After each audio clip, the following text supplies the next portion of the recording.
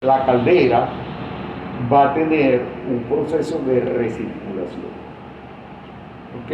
Entonces, ese tipo de equipo únicamente se puede usar cuando la caldera es subcrítica. ¿Por qué? Porque en la caldera supercrítica yo no puedo hacer eso. ¿Ok? Entonces, sin embargo, yo puedo hacer un diseño de una caldera de un solo paso con una recirculación, ¿ok? Con una recirculación que me permite entonces operar por debajo inclusive de la presión crítica o por encima de la presión crítica según las condiciones que yo establezco. Ok, perfecto. Ahora vamos a enfocarnos en el proceso de transferencia de calor y el proceso de transferencia de calor con la fuente de alta temperatura.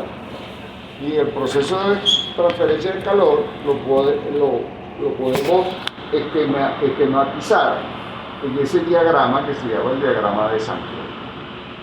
Ese diagrama de Sankey es un flujograma de energía, en donde se representa la energía del combustible que estaría en la zona, voy a poner un poquito más atrás para poder ver.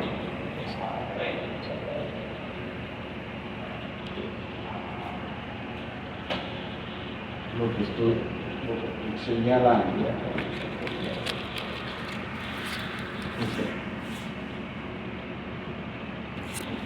Vale.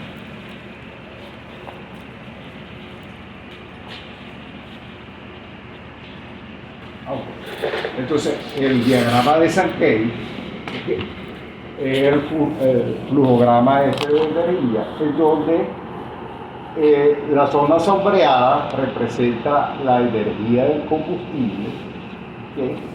Y la zona que no está sombreada representa la energía del fluido de trabajo, o sea, la energía del agua. ¿Okay? El flujograma entonces tenemos que tiene la energía del combustible, ¿okay? Que tiene una entrada que sería la energía del aire, ¿okay? La energía del aire, que proviene de dónde? Esa energía del aire proviene del aire atmosférico, ¿okay? Que recibe un aporte energético de quién? De los gases de combustión al final de la salida, ¿okay? Aquí en una cosa que se llama calentador de aire, ¿okay? Entonces los gases le ceden calor al aire y luego, ¿okay? Ese calor, ¿okay?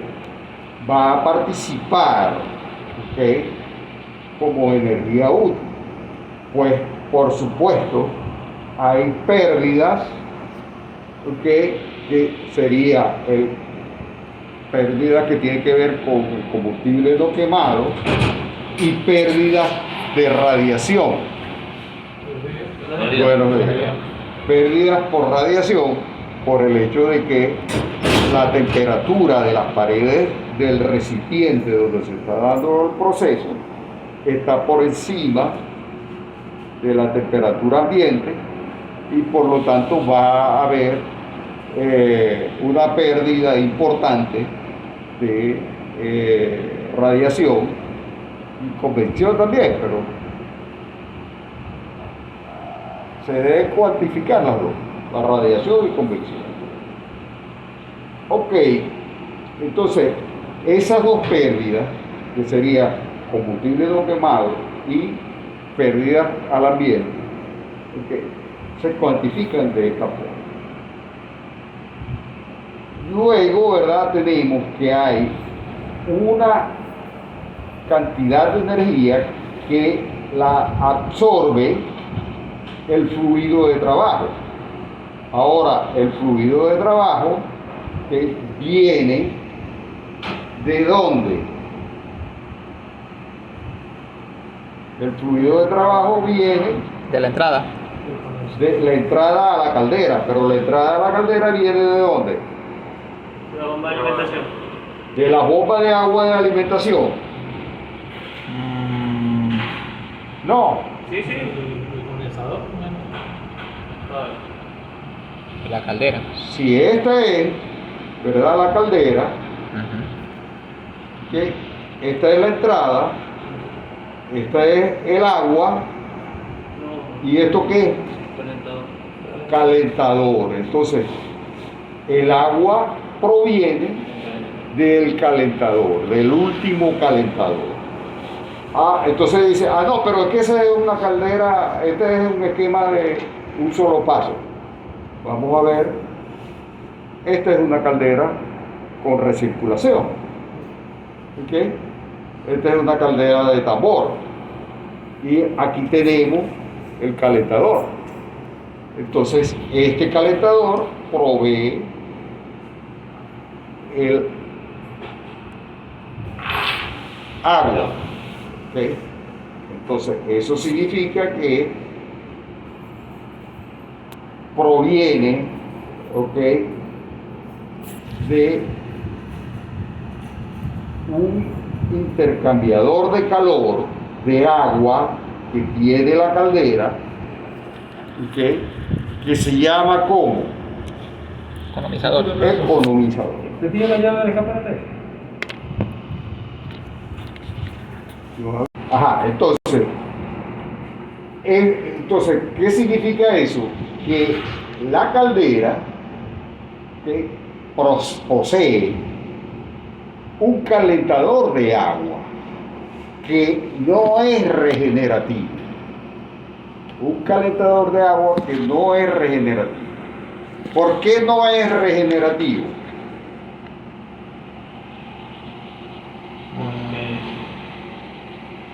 ¿Cuál es la característica de un calentador regenerativo? Aprovecha la energía de la salida del fluido al final del ciclo de expansión, o sea, ya el fluido de la vía de escape, o sea, en la última etapa del fluido. En la última etapa no. Se tiene tracción de la turbina. Ajá, tracción de la turbina y precalienta el fluido de trabajo. Precalienta. Entonces yo saco vapor, una extracción, y lo uso para calentar el agua. ¿Y de dónde sacó el calor que va a usar el vapor para calentar el agua? De la caldera. O sea que ya pagó por ese calor. Por lo tanto, no tengo que pagar dos veces. Lo único es que, eso ya lo dijimos, lo único es que disminuye ¿qué? La potencia. Disminuye la potencia. Okay. Entonces, por eso esto es un calentador recuperativo. ¿Por qué es recuperativo? Porque está recuperando energía de los gases que yo voy a botar. ¿Ok? Allí la transferencia se da la transferencia de energía se da con los gases de escape. Aquí está. Lo que está en gris es gases. Entonces, esto es el economizador. Entonces, de aquí va a el circuito de ebullición, en el caso, ¿okay? Circuito de ebullición, ¿okay? Y del circuito de ebullición pasa a, entonces, ¿okay?, de aquí, del circuito de ebullición, pasa al sobrecalentador, y del sobrecalentador ¿a dónde va? A la turbina, ¿ok? De alta presión, a la turbina de alta presión. Ahí hace su proceso, ¿ok? Regresa el vapor, ¿ok?, a la caldera. ¿Para qué? Para hacer el recalentamiento. Lo pongo en contacto otra vez con los gases de escape, ¿ok? La energía aumenta. ¿Cuál es la diferencia de este proceso y este proceso que aparece aquí? La diferencia es que este proceso se realiza a una presión alta, mientras que este se realiza a una presión más baja. ¿Ok? Entonces, este se realiza, todos dos son presión constante. ¿Ok? Se realiza a presión constante, la energía aumenta y luego lo saco ¿a dónde? A la turbina de baja presión. Y de allí ya no le puedo sacar más energía al vapor. Entonces ya de ahí lo que me queda es sacarle energía a los gases de escape. ¿Ok? Lo último que le saco es esto con el calentador de aire, y luego que me queda esto que está acá.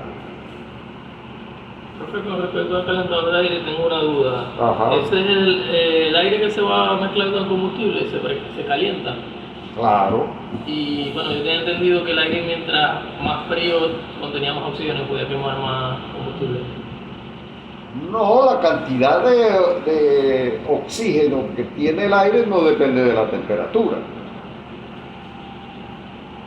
Si yo agarro una cantidad de aire, ¿okay?, y lo sello, lo meto en un recipiente sellado, yo le puedo bajar la temperatura, le puedo subir la presión, bajar la presión, aumentar la temperatura, y la composición va a ser siempre la misma.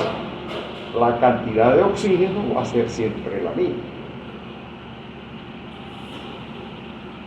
No se altera. Ah, pero entonces, ¿qué ventaja tengo yo en calentarlo? ¿Por qué tengo que calentarlo?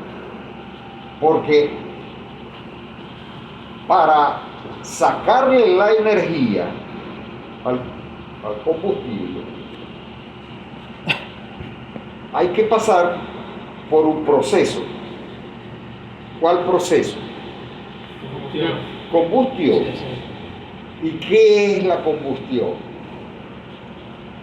La combustión, Oxidación. ustedes vieron otra vez,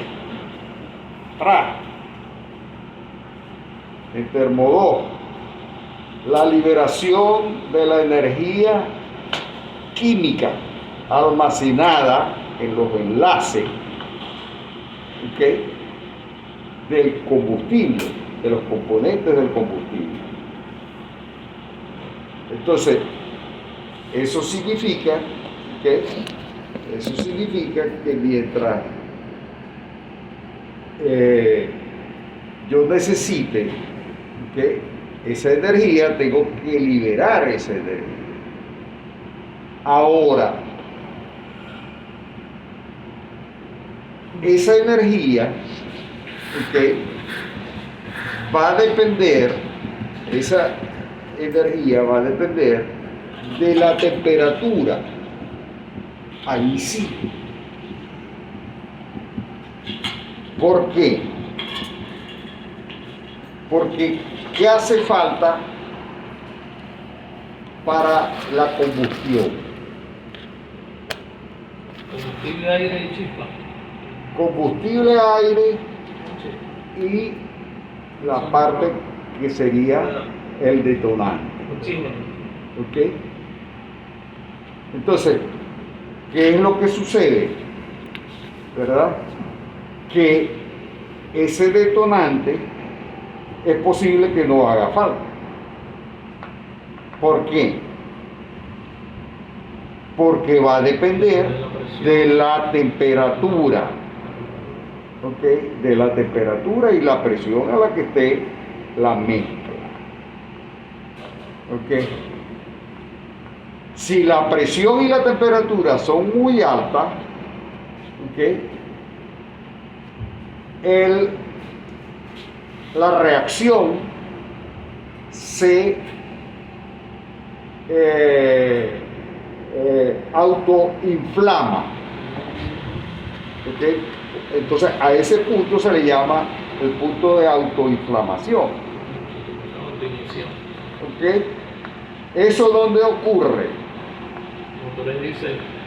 El motor es diésel. ¿Y dónde más?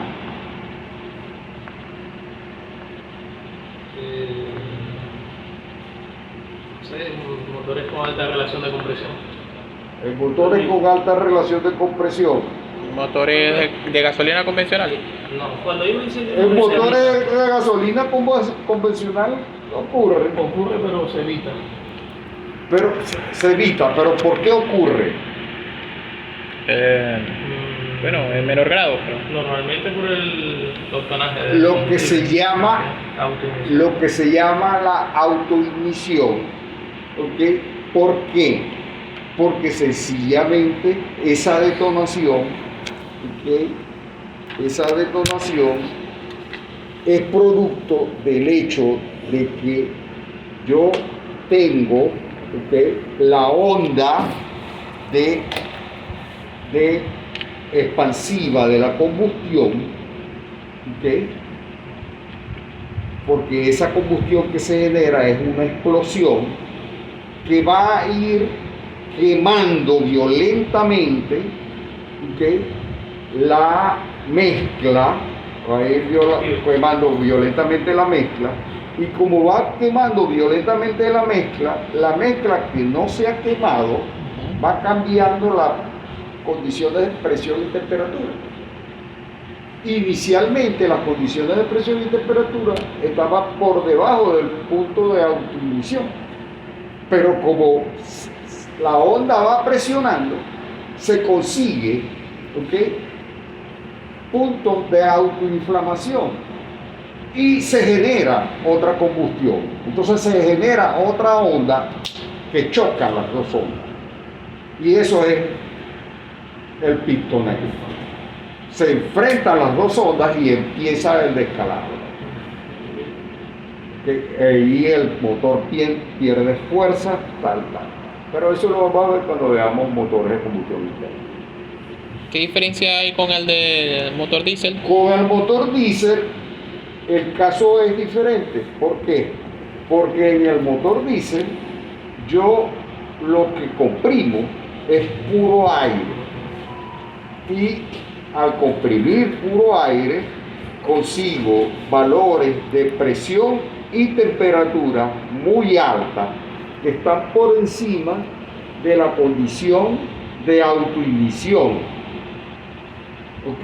Entonces, cuando yo inyecto el combustible que está por encima de la autoignición, el combustible comienza a inflamarse de una vez. Entonces, ¿qué significa eso? Que la llama no necesita una chispa, sino que se va inflamando a medida que se va inyectando el combustible, que es diferente.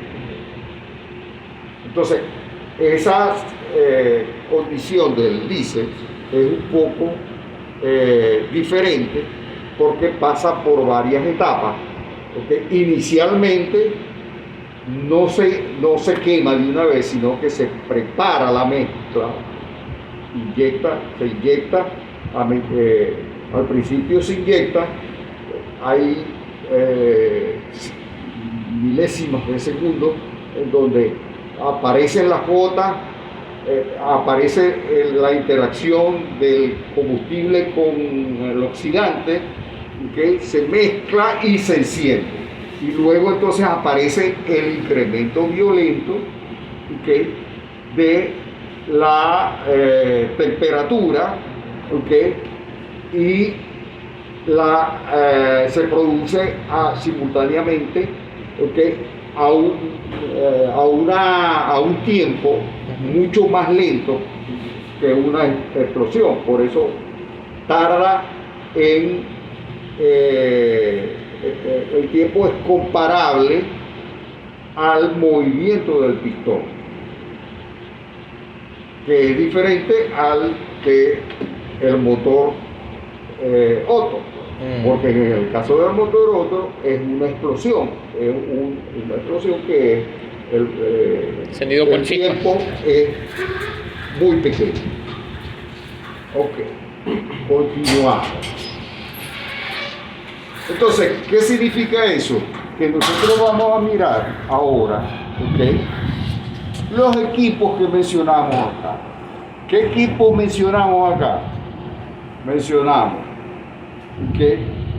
Calentadores de aire, economizador, recalentador, sobrecalentadores, evaporadores, ¿ok? Evaporadores y sistemas asociados. ¿Cuáles son los sistemas asociados? Que yo necesito que manejadores de aire, o sea que necesito ventiladores, y los ventiladores pueden ser ventiladores de tiro forzado, tiro inducido. Necesito sistemas de combustión, ¿okay? O sea que se maneje, y los combustibles pueden ser sólidos, líquidos, gaseosos, y puede ser que se manejen simultáneamente o alternativamente. Entonces, eso es lo que vamos a ver ahora. Vamos a ver ahora, entonces, desde el punto de vista profesional, ¿qué es un generador de vapor? Entonces, fíjense que según la ASME, un generador de vapor es un recipiente a presión en que el fluido es calentado externamente a él para su uso posterior por la aplicación directa del calor durante la combustión de un combustible sólido, líquido o gaseoso, o por el uso de energía eléctrica o energía nuclear. O sea,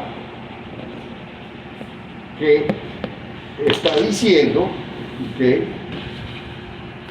para la ASME, un generador de vapor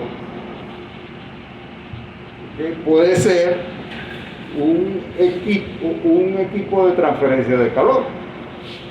O sea que no tiene quemador, sino que lo que tiene es un fluido caliente. ¿Ok? Ahora, sin embargo, ¿okay? ¿Saben lo que es la ASME, no es así? Sociedad de los Ingenieros. Ajá.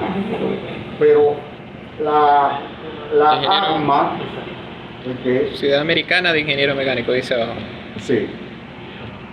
La ASMA, que es la Asociación de Manufacturadores de calderas, de boilers, que es un recipiente a presión que proporciona una superficie de transferencia de calor, generalmente un conjunto de tubos entre los productos de combustión y el agua. Una caldera puede ser integrado en un sistema con muchos componentes. La caldera en sí es un componente principal de un sistema de generación que incluye también el suministro de combustible, el sistema de aire para la combustión, el sistema de agua de alimentación, el sistema de ventilación y el sistema de gases de escape. O sea, para la ASME es un intercambiador de calor. Para la ASMA es mucho más que eso. ¿Okay?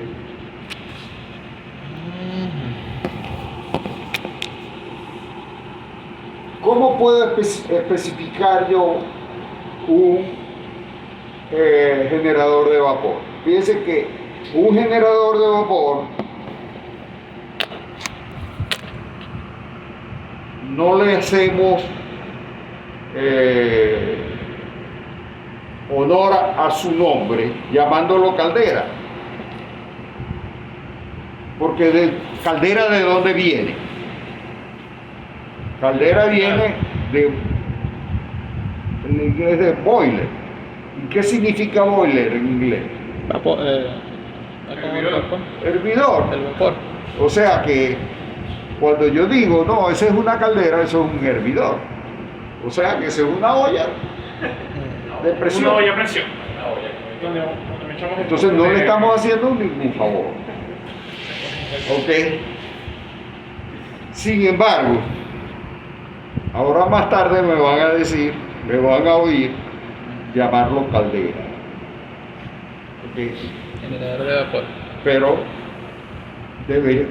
sería mejor decirle generador de vapor. ¿Por qué? Porque el generador de vapor incluye todo eso que les mencionamos anteriormente. Ok, ahora, ¿cómo especifico? Bueno, la capacidad de producción, ¿ok?, de una caldera puede expresarse en HP de caldera, Potencia. ¿ok?,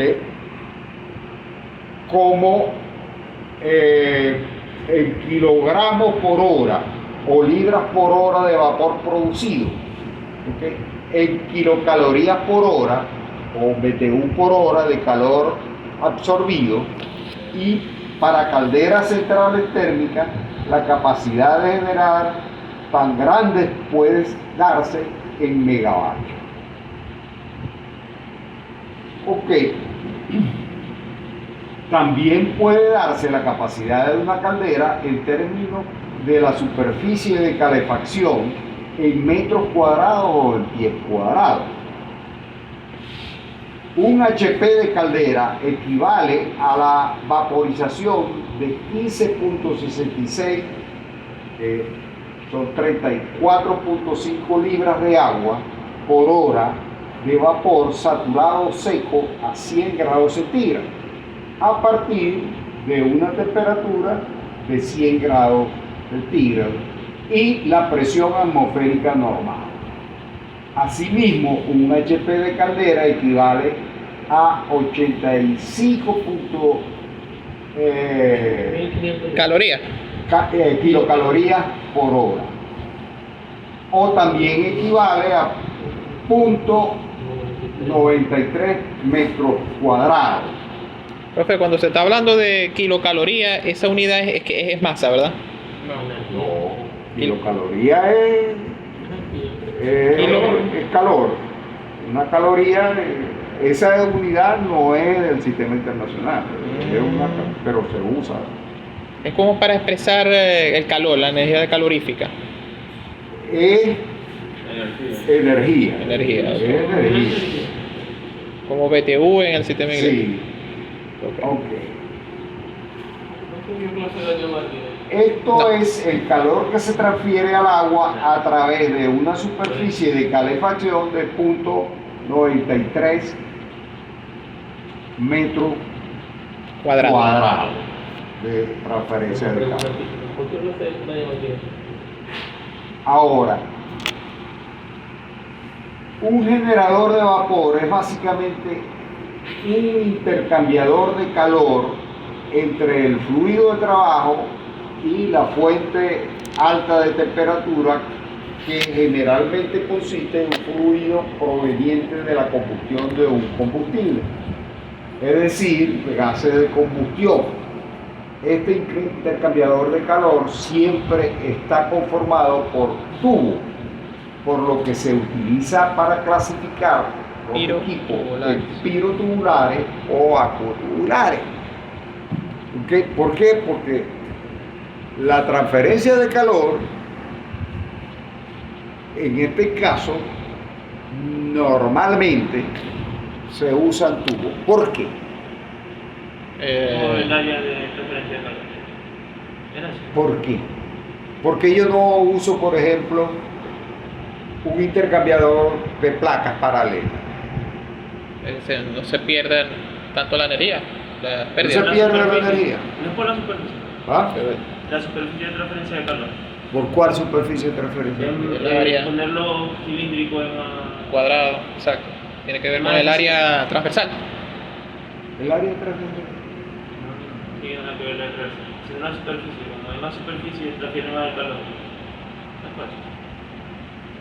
No. No sé. Ustedes vieron Transferencia. transferencia, no. Aire acondicionado. Transferencia. Elementos de máquina. Sí. Todavía no. ¿Cómo calculan ustedes la resistencia que puede tener un elemento, ¿ok? Una pieza que está hecha de un material X, ¿ok? De un tubo, ¿ok? Respecto a una diferencia de presión que está soportando el tubo? Una diferencia de presión entre el interior y el exterior del tubo. Eso lo vimos fue Eso es lo fluido. que pasa, ¿no? Para que sea uniforme. Ah, Para que sea uniforme. Eso la- tiene que ver con que los sea esfuerzos. uniforme. Con los esfuerzos radiales, no me acuerdo de ahora. Ese que eran tres tipos de esfuerzos. ¿Cómo falla? ¿Cómo es el proceso de falla de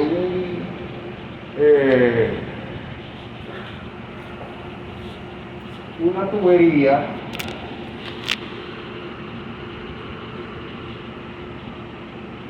sometida a una diferencia de presión? Una presión exterior, una presión interior.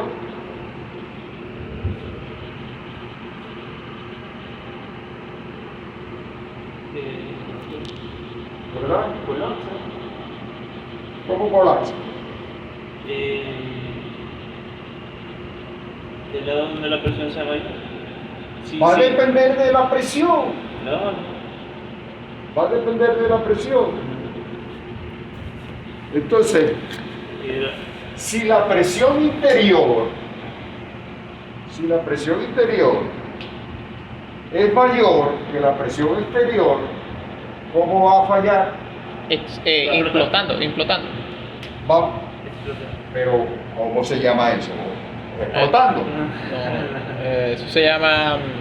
¿Cómo era que es la falla esa que vimos en falla catastrófica de Falla catastrófica.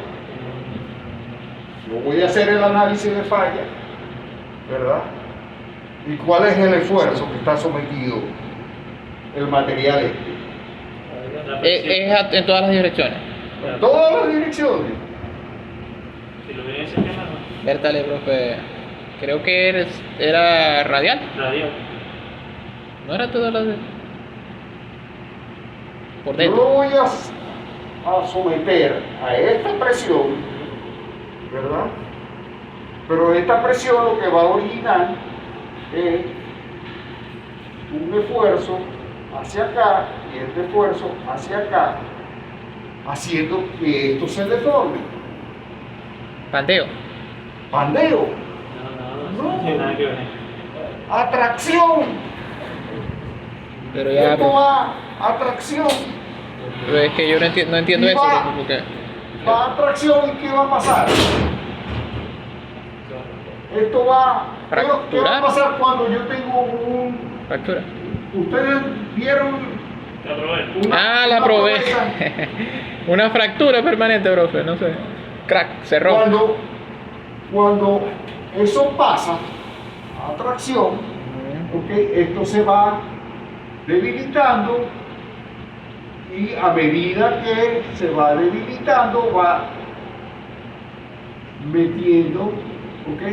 Se va Reduciendo. reduciendo el diámetro y el espesor, y en lo que se reduce el espesor inmediatamente llega a la fractura, al esfuerzo de fractura, porque se aumenta y se rompe.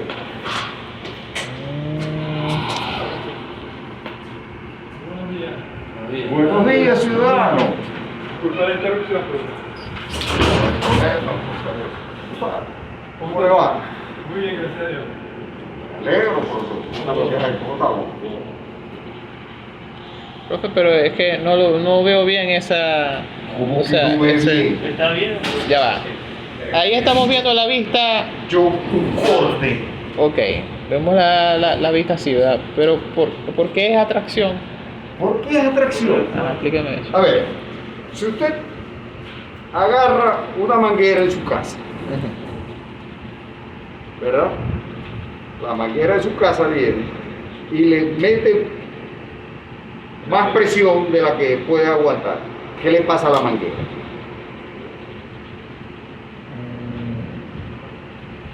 Se estira. Se estira, ¿verdad? ¿Y qué se estira? ¿Qué pasa? Empieza. Se abombea, Ah, ¿verdad? Hasta que esto pasa de esta condición a esta condición. Bueno, pero esto no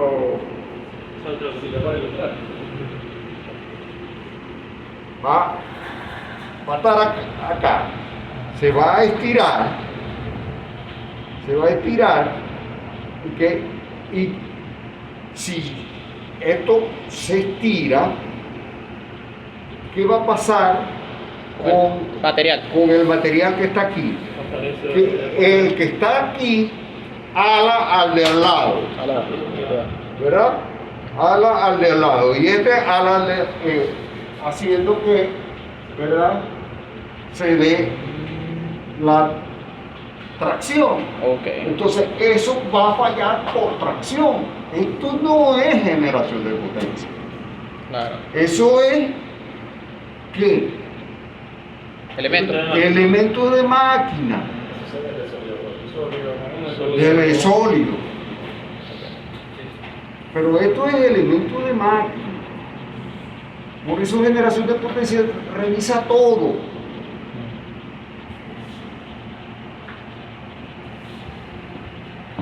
Ok, entonces, ¿qué es lo que sucede? ¿Verdad? Que si yo tengo un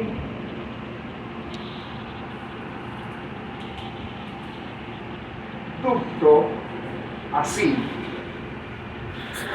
¿verdad? Y voy a hacer lo mismo, ¿verdad? Entonces, cuando yo le meta presión, ¿qué va a pasar? Cuando yo le meta presión, lo primero que se va a tratar de hacer redondo, falla inmediatamente. Claro. Si yo le meto presión, falla inmediatamente. Y no, es que lo que pasa es que lo que tenemos que hacer es meterle la presión al revés. La presión exterior más alta que la interior. Peor, porque entonces la falla es Luego se va a constringir. Se va a explotar. por colapso. Va a colapsar. Que es la falla si esta presión es más alta que Ya va. Si la presión de adentro es más falla que es más si alta que la presión de adentro es más baja es más baja. que esta, Se aplasta. se aplastan. Claro. Otra vez, eso es elemento de máquina. Eso no es generación de potencia. Cierto. Ok.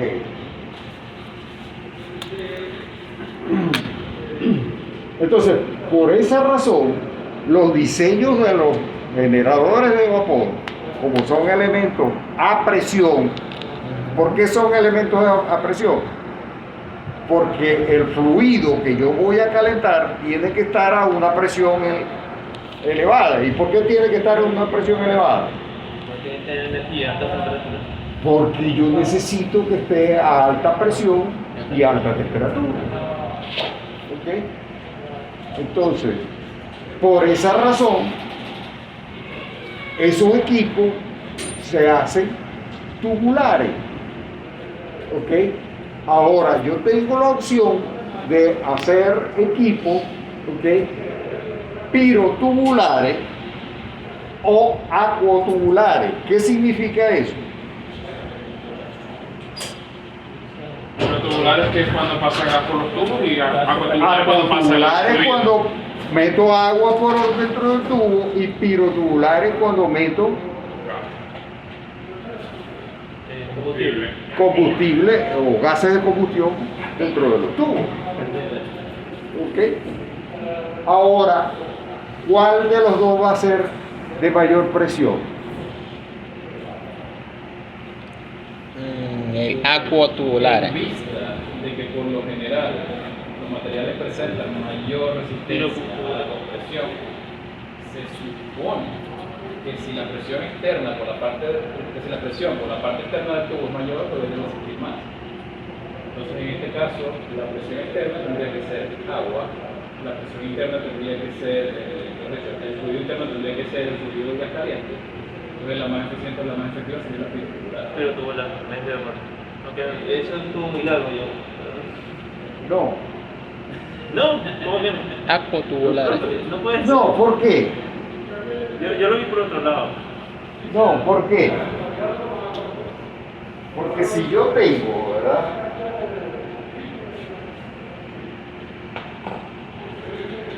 Si yo tengo el tubo,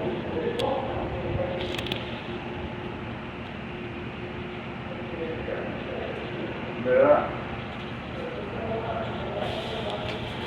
Al tubo no le va a importar la composición del fluido que está dentro o que está afuera. Lo que el tubo, lo que le importa es la fuerza que está recibiendo. No, la energía La- del fluido. O sea, que sería el área por la presión. El área por la presión. Más nada. Entonces, la fuerza va a ser... qué bien. La fuerza... Le debo otros colores, profe, porque no... Yo le voy a, Nada más me quedaron esos dos del semestre pasado. Ok. yo le voy a conseguir el negro, profe. Es más, hoy se lo compro. Ok, perfecto. Entonces, ¿qué significa eso? Que la fuerza va a ser igual a qué? El área por la presión. ¿Ok? El área por la presión. Ahora, la presión del lado del gas va a ser igual a qué? La cantidad de combustible, o sea. La cantidad de combustible. Se lleva a la atmósfera, pues se lleva a la atmósfera. La reacción es la de combustión. Y esa reacción se realiza La atmósfera. a la presión atmosférica. Ah, sí. ¿Ok? Un poco por debajo, un poco por encima de la presión atmosférica. Por lo tanto, entonces la presión es la presión atmosférica. Entonces, la fuerza, ¿ok?, va a ser igual a la presión atmosférica por el aire del tubo. ¿Ok? Ahora vamos del lado del agua.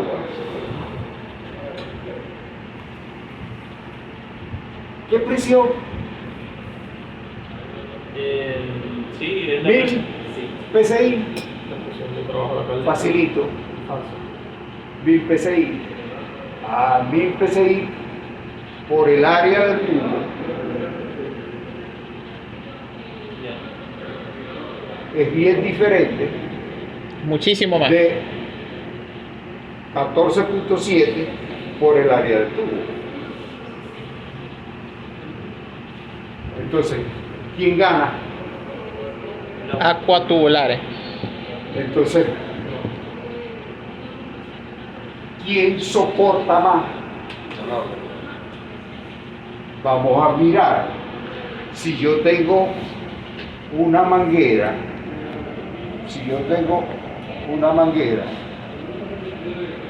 que compro en la ferretería, manguera de jardín, y le digo,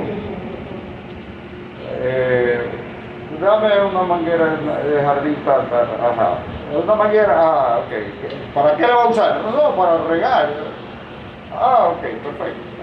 Ajá, ¿y qué presión soporta? No, eso, aquí dice que soporta hasta 25 PSI, o 100 PSI, ok, perfecto. Ajá. Usted la pones, siempre se listo. No hay ningún problema. ¿Qué pasa si usted agarra, ¿verdad? Y pone la manguera, y la pone a succionar agua? No, yo voy a poner a succionar agua para vaciar el tanque que tengo en la casa y luego para llenar el tanque que tengo en la azotea. ¿Qué va a pasar? Que la diferencia de presiones, lo que va a pasar es que la diferencia de presiones, ¿okay?, va a ser bien grande, ¿verdad? Y si usted agarra y le llapa, le mete una bomba porque quiere vaciar rápido el tanque, ¿qué le pasa a la manguera? Se chupa. Y usted va a la ferretería, ¡hey! Esta manguera no sirve, no soporta los 100 PSI que me dijiste. Por supuesto que no. ¿Cómo va a soportar? Porque esto está diseñado para que soporte hacia afuera, no hacia adentro.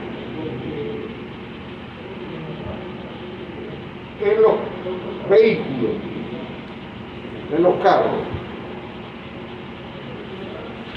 la bomba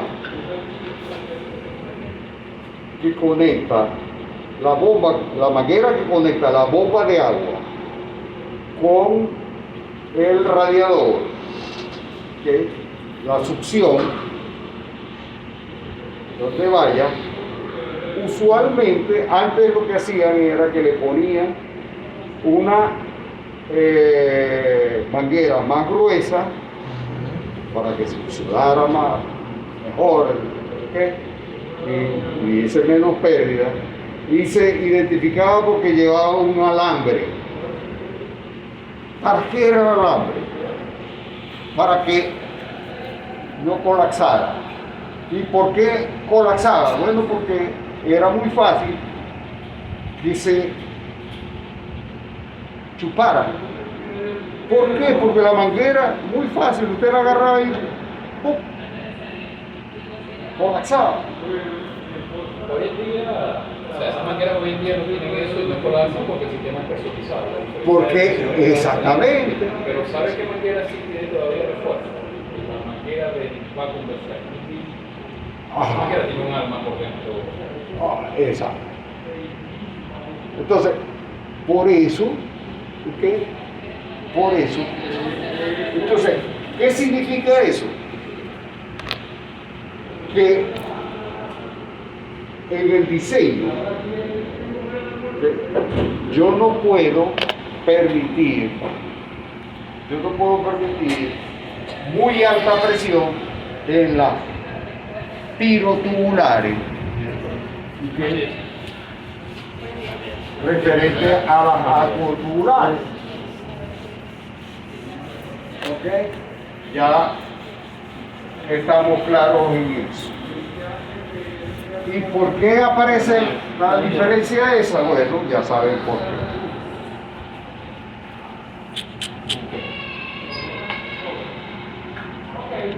Vamos a ver.